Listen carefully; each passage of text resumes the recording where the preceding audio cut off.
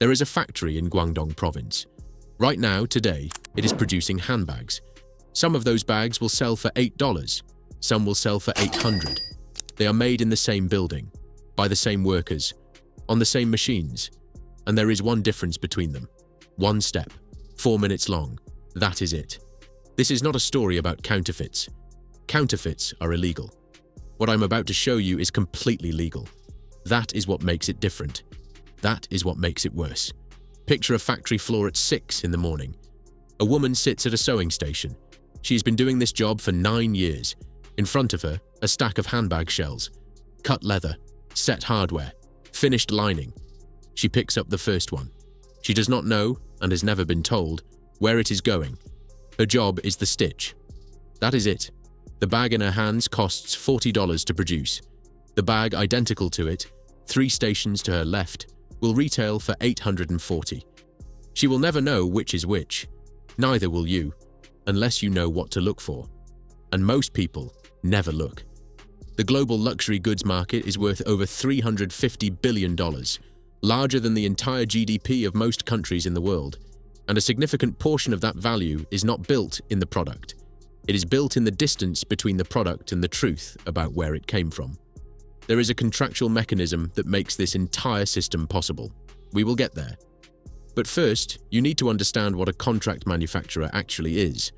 Most luxury brands do not own their factories. They never have. What they own is a contract with what the industry calls an OEM, an original equipment manufacturer. These are facilities in China, Vietnam, Turkey, and Eastern Europe that produce goods to exact brand specifications. The brand sends the design file, the stitch count, the leather grade, the hardware dimensions. The factory produces the item, to the millimeter. Now here is where it starts to break open. That same factory, same machinery, same workers, same full-grain leather from the same supplier, runs 2 production shifts. The first shift produces goods under contract for the luxury brand. The second shift produces goods for the open market. Same bag, same construction, same leather, different label. The difference in cost per unit between the 2 products? Less than $3. That is the entire material difference between an $8 bag and an $800 bag. $3. Here is what the OEM contract actually says, and what it cannot say. A luxury brand commissions 10,000 units from a manufacturer. The contract specifies materials, construction standards, quality control certification. It cannot, legally, specify what the factory does with its equipment on off-contract hours. That would require full factory exclusivity. Exclusivity costs money. Significant money. A manufacturing margin is the number every CFO in this industry is fighting to protect. So the factory gets paid for 10,000 units, and the factory quietly produces 13,000. The extra 3,000 move through a separate channel entirely, sometimes with the brand's quiet awareness, sometimes without. The legal separation is clean enough that the brand's hands stay technically clean. Technically. That woman at the sewing station? She is working the second shift right now. The bag under her hands. She has made this exact bag before. She made it yesterday, under a different production order. She cannot tell the difference. She was never supposed to. The Guangzhou Leather District is approximately 12 city blocks. If you walked through it today, you would find showrooms split into 2 clear categories. The first, branded goods, counterfeit, illegal, usually lower quality because the trademark risk forces factories to cut corners on materials.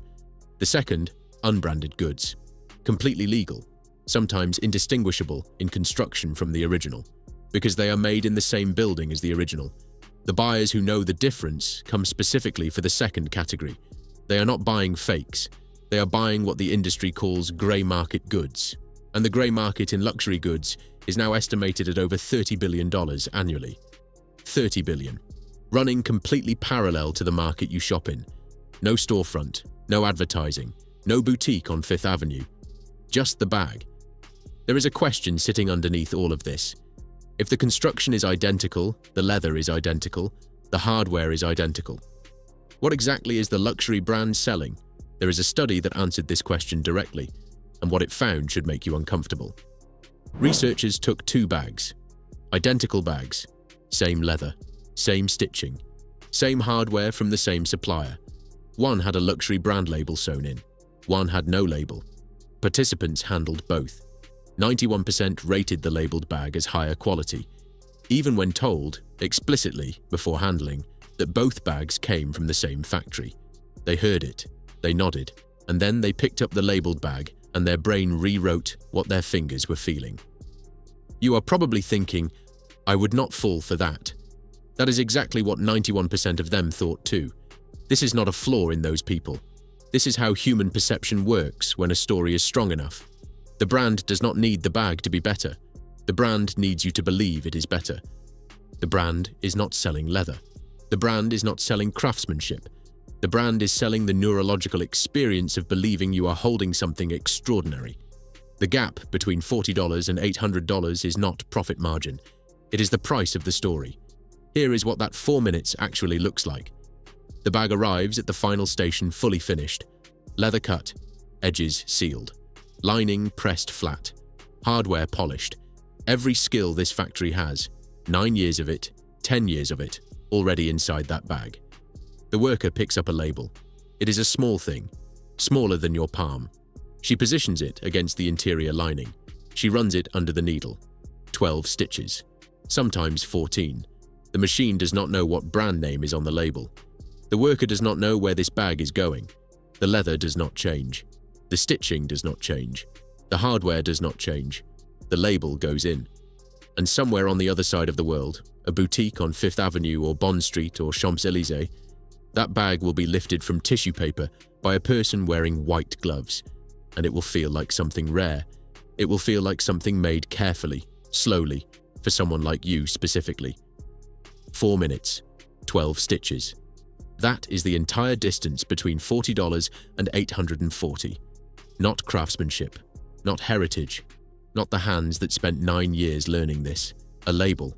The retail markup on a mid-tier luxury handbag runs between 10 and 12 times the manufacturing cost.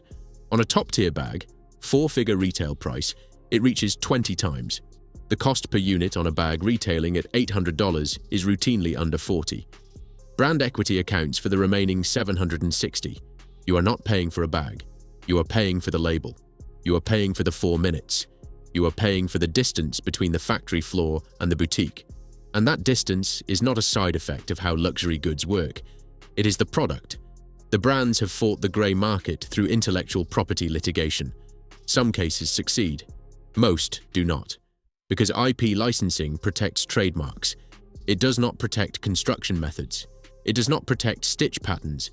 It does not protect the physical knowledge that lives in a factory worker's hands after 9 years on the same machine. That knowledge is not owned. It cannot be owned. And the entire grey market runs through that gap. LVMH, the company behind Louis Vuitton, Dior, Givenchy, responded by moving select lines into factories they own outright. It cost hundreds of millions of dollars. It did not solve the problem. It moved the problem. Because even owned factories have off hours, and off hours belong to the people who know how to use the machines. What the brands actually fear is simpler than you think. They fear the moment you find out. Not regulators, not journalists. You, the person standing in the boutique. Because the moment you understand what you are actually paying for, the story stops working. And without the story, the bag is $40. It has always been $40. Here is what sits at the center of all of this. The system does not just allow the gap between those two bags, it requires it. A luxury brand that was transparent about its manufacturing costs would have to defend a 2,000% markup in public. No brand has survived that conversation, so the gap is not an accident of the supply chain. The gap is maintained deliberately, legally, and at significant expense. The secrecy is not a feature of the product. The secrecy is the product. The next time you are handed a bag in a boutique, tissue paper, white glove, the whole performance, you are not watching quality being delivered. You are watching distance being manufactured. There is a second story inside this same system. What happens to the authentication industry built to defend it? And it is already up if you want to follow this further.